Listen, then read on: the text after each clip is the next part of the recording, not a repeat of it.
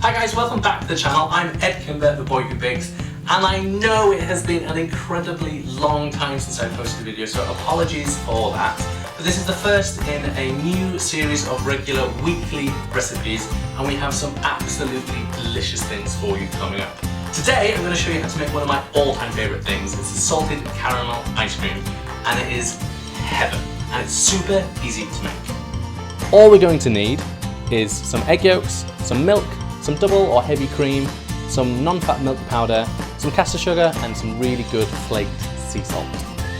So the first thing we need to do is we're just going to take our milk and our cream and add that to a pan.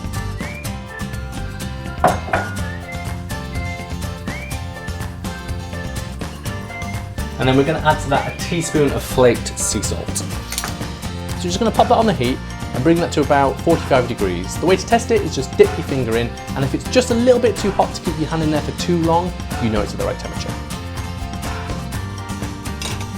So once our milk and cream mixture is at a really nice temperature, we're going to pour half of that into our non-fat milk powder, and this just gives it a really velvety texture. Just whisk that through just until it's dissolved, and then we can pour that back into our milk mixture. And then just going to pop that back on the heat, and just to keep it nice and warm. And then we're going to take our second pan and we're going to add to that our castor sugar to a really spotlessly clean pan. Then we're going to pop that over a medium heat until it started to caramelise around the outside of the pan. Resist the urge to stir it, because the more you stir, the more it's likely to crystallise. And once it's caramelising around the outside of the pan, you can then just stir that gently together until you've got a really nice dark caramel, kind of the colour of a rusty pen. So once the caramel is really nice and dark and coppery, we're going to add our milk mixture in 2 additions. Just pour in really nice and slowly, because it will bubble up really viciously, so just be very, very careful.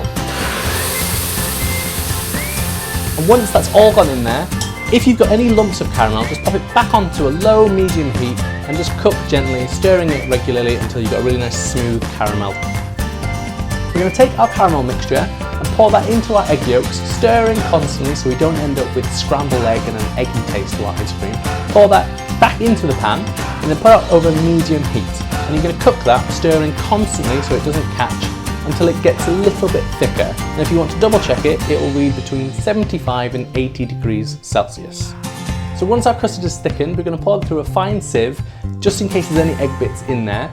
And then to that, we're going to add about a teaspoon of vanilla extract, just to give it a really nice background flavour.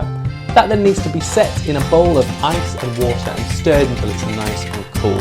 At this point, I normally put the custard in the fridge overnight. It just makes it really nice and cold, and also helps to enhance the flavour slightly. So we've popped the custard in the fridge, and this is one I made yesterday, which is really nice and cold. We're going to pop that in the ice cream machine. Now, this is a really fancy one. You don't need something as expensive.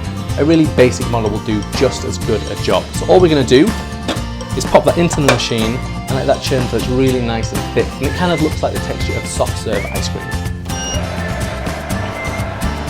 So once the ice cream is put in the churner, it'll get really beautiful and thick and soft.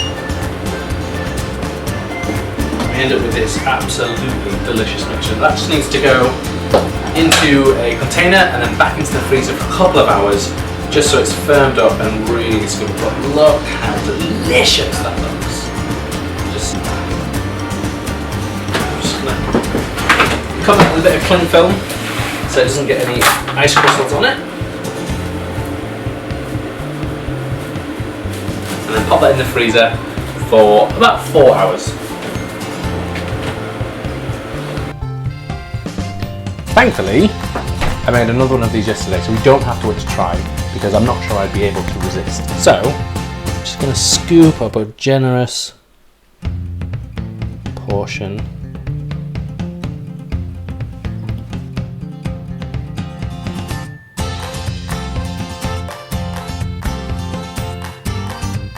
So the finished ice cream is this really delicious, dark, almost bitter.